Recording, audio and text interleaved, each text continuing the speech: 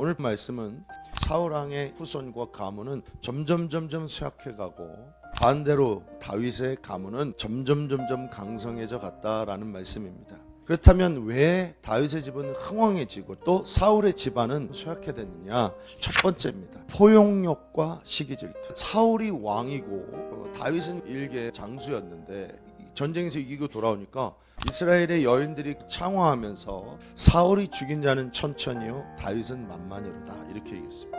그 얘기를 딱 듣는 순간 사울 왕의 마음에 시기질투가 들어갔습니다. 그 시기심을 이기지 못하고 마음을 절제하지 못하니까 결국에는 그에게 역사했던 성령의 역사와 기름 부으심이 떠나고 시기질투의 악한 영이 계속 역사하니까 사울이 그의 사위였던 다윗을 죽이려고 쫓아다녔어요.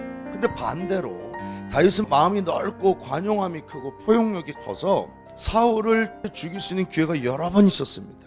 그러나 하나님이 기름 부어 세운 왕이기 때문에 내가 손댈 수 없다 하면서 오히려 용서하는 것뿐만 아니라 그에게 용서를 구하면서 어찌하든 그 마음을 풀려고 노력하면서 피해 다니기만 했다 이 말이에요. 그래서 여러분들이 질투심에 사로잡히지 않도록 항상 기도하고 주의해야 되고 뿐만 아니라 남에게 시기심을 유발시키는 말들을 조심해야 됩니다. 두 번째는 겸손과 교만이에요. 다윗이 목동 시절이나 왕이 된 후나 늘 하나님의 은혜를 잊지 않고 겸손하게 사는 사람이었습니다.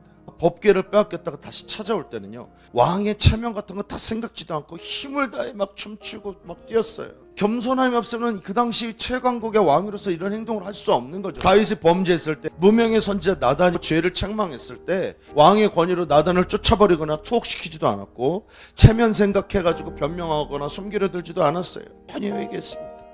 반대로 사울왕은 어땠습니까? 처음에는 겸손했지만 왕이 된 후로는 교만하고 완화 누구 말도 안 들었어요.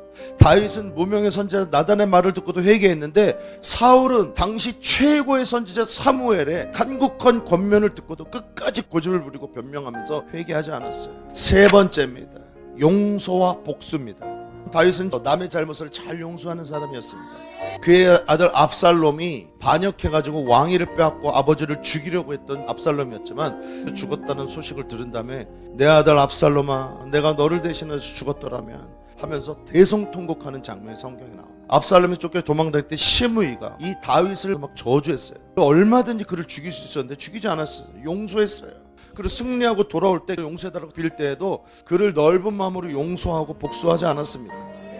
엔게디 굴 속에 있을 때에도 10 황무지에 있을 때에도 사울을 죽여서 얼마든지 복수할 수 있었는데 복수하지 않았습니다.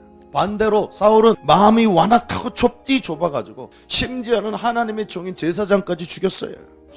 마지막 네 번째입니다. 함께와 떠남. 어쩌면 다윗이 흥왕하고 사울이 망했던 이 중에 근본적인 원인이 여기 있을 것입니다. 다윗은 마음이 합한 자였고 겸손한 사람이고 순종의 사람이었고 용서의 사람이었기 때문에 하나님이 늘 함께 했습니다. 목동이었던 소년 다윗이 적장 블레셋 장군 골리앗을 쳐부순 것도 하나님이 함께 하셨기 때문입니다. 다윗이 어디로 가든지 여호와께서 이기게 하셨다. 사울은 하나님의 말씀에 불순종했고 하나님의 종의 말을 귀담아 듣지 않고 말씀을 버렸고 회개하지 않았어요. 회개치 아니므로 하나님이 사울을 버리고 하나님이 사울을 떠났다라고 성경은 얘기합니다. 어찌하든지 여러분 하나님이 함께 하시는 임마누엘의 사람이 되십시오. 이보다 더 큰 축복이 없어요.